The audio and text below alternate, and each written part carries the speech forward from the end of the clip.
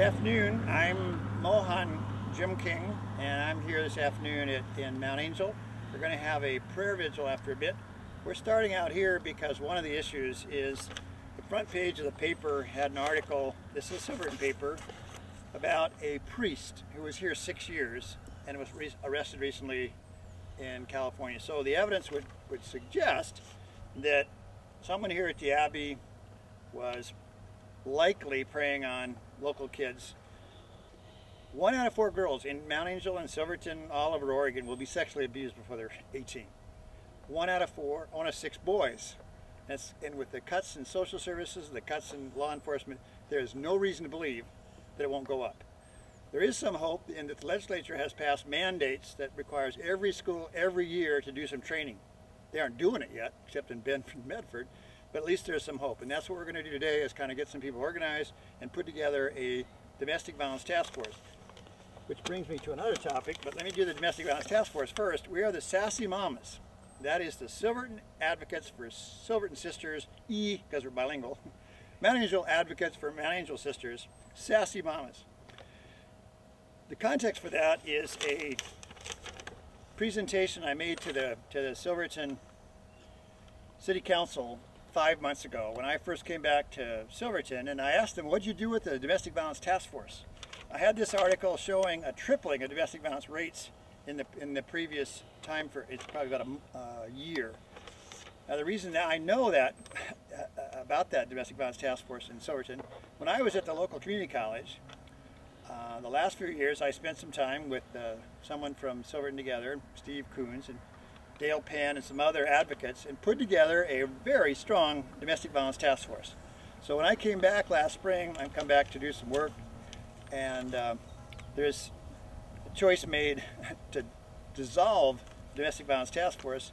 I was not happy, went straight to the city council and raised holy hell, actually. Made some friends, and they've been hassling me, arrested me once, and ever since. So what people will tell you, women will tell you here in this town and in Silverton, is the deadly dreaded code of silence has been re-established by the police using fear-based techniques. People are reluctant here to even talk about turning in some kind of missing lawn chair, because people who report are treated as victims.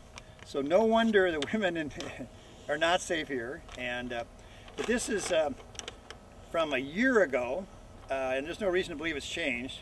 The rates are going up, and with the cuts in budgets and whatnot, they're probably going to continue to go up until we organize people to get off the sidelines, and that's what we're here to do today. Here's something else that's going on. These are kids in schools getting molested. Now, I'm not going to be involved in this with a lawsuit, but this happened just a few months ago, and since the 2007 legislature said every school shall, every year, train educators, they've got some real liabilities. And I'm sure this lawsuit will be successful. But what we're doing, as it relates to this little Occupy today, we are occupying the Abbey because I came up here after that article appeared in the paper about the priest, and I went to the Office of Child Protection, hat in hand, with a whole stack of stuff, because I'm a national consultant with the Darkness to Light Foundation. I had materials for them. I had a solution. The Stewards of Children program won the 2008 Crime Prevention Program of the Year. I was simply offering that, willing to work with them. That very same night, I have 2 police officers from this town, Mount Angel, on my front door in Silverton, threatening me with arrest. And that's where we are today. And I don't know their motives, but I may, depending on where we go later with the event, get arrested here. In the meantime, what I'm doing is I'm putting up a kind of a crime prevention tape to help this community be protected from the Abbey until they agree to talk to the community. My position with them is it's no longer an internal matter that they can take care of. The Catholic Church has been trying to do that for too long, so it's time the community confront that, and this Sassy Mamas is our way of doing it. So, and that's what we're about. So I'm going to do that, and then we'll go back to the gazebo and have our candlelight ceremony.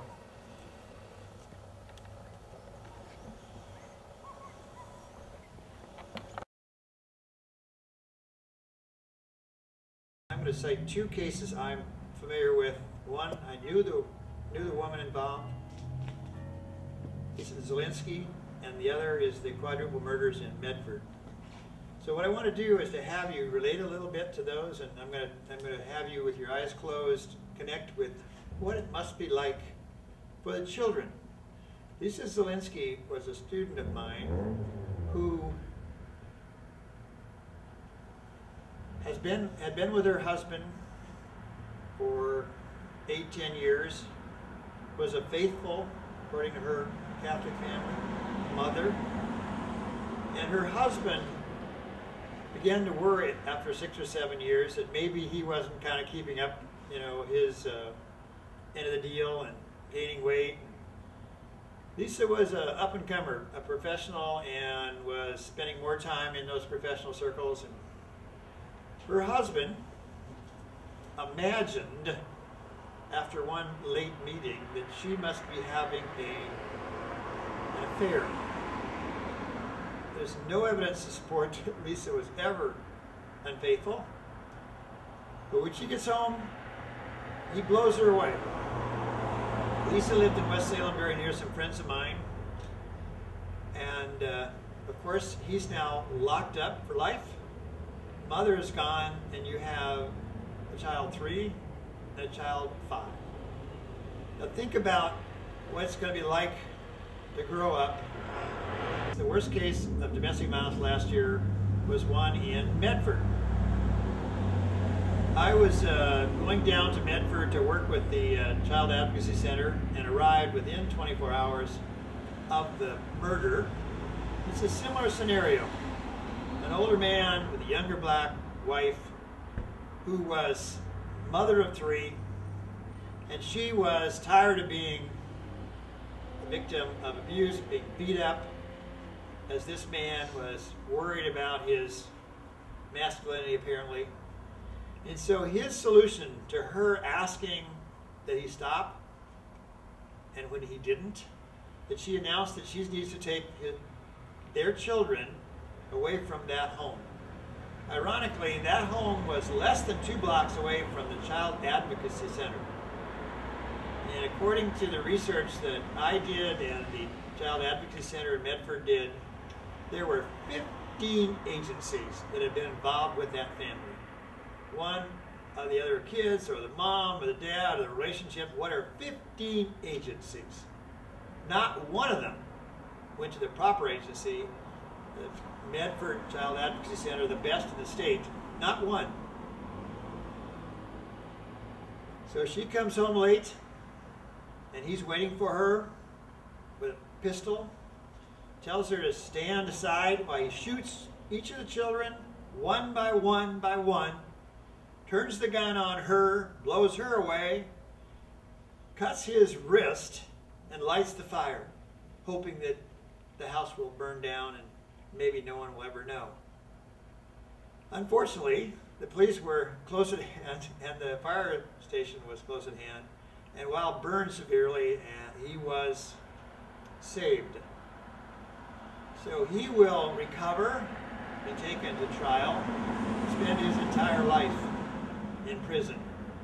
While the family that I talked to from Texas and from all over the country is to ponder what they might have done to save their family.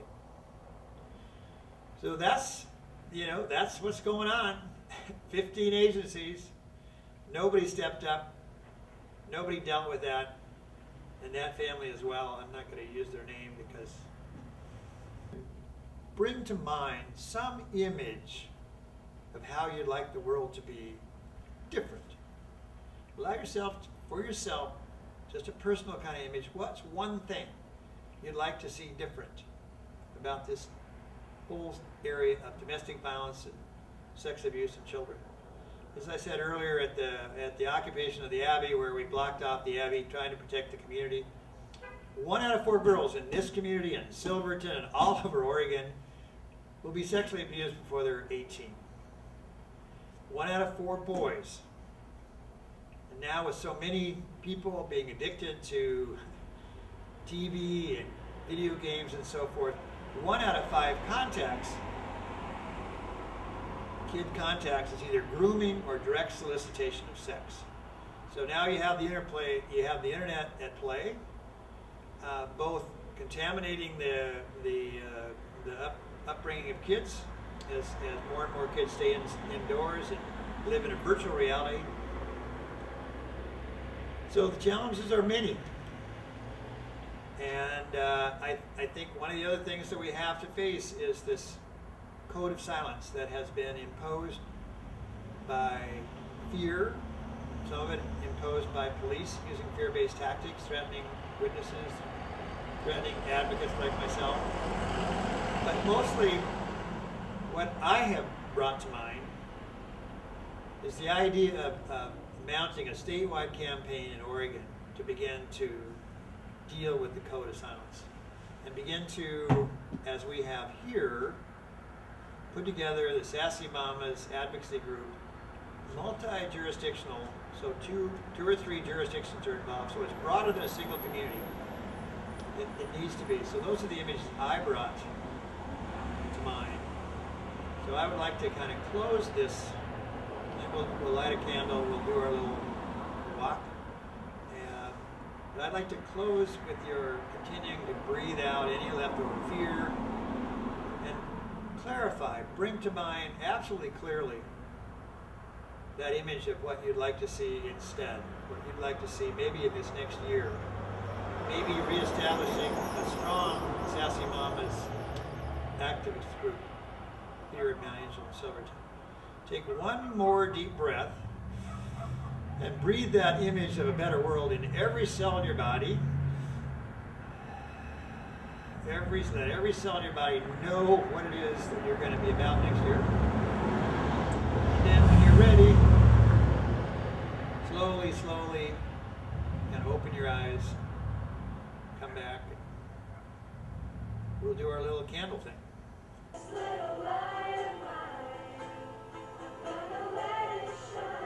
Okay, what we're doing is we're closing down the prayer vigil for 2012. We've met here at Mount Angel Gazebo because the local Abbey had a predator likely in the community, and we were trying to make a statement. So we've occupied the Abbey, we blocked off the road there. Hopefully, probably plastic tape isn't enough to protect this community, but it's a start. One of the things I want to do about organizing, one of the things I always tell people who are organizing, it's really important to focus on getting people who already support. This is a model D science, comes out of Stanford, a book written by Emmett Rogers about the diffusion of innovation. That I know that it only takes 5% of a population, people who already believe what you believe, for that idea, as we're talking about here, protecting domestic violence victims and children, that idea will never go away. It will never go away in our culture. The goal is just to pick up some early adopters, people who are what I call preaching to the choir. All we need to do in terms of this movement to better protect kids and domestic violence victims is to preach to the choir, but also organize the choir and get them off the sidelines. One of the things that I was really pleased about just this week, Barry Glasner, who wrote the best book on sideline sitting. It's called The Culture of Fear, Why We're Afraid of the Wrong Things. Barry Glasner I met 20 years ago when he was a professor at USC. He is now Oregon's new president, Lewis and Clark, just up the road, 20 minutes from here. I got a great email from him saying he couldn't come to our Occupy the Capitol this week, but keep him in touch. He'd like to come and help. So what we need to do is realize that we're all afraid, we're all sitting on the sidelines, and we need to get off the sidelines and do something. And it's not a matter of arguing with anybody who doesn't agree with you. It's a matter of preaching to your friends, preaching to the choir, and then learning how to organize. And so we in the Occupy movement are putting together some training materials to do just that. And because I love you, I'll give it one more try to show my rainbow rays. It's too soon to die. Some folks want to be like an ostrich, bury their heads in the sand. Some hope that plastic dreams can unclench all those greedy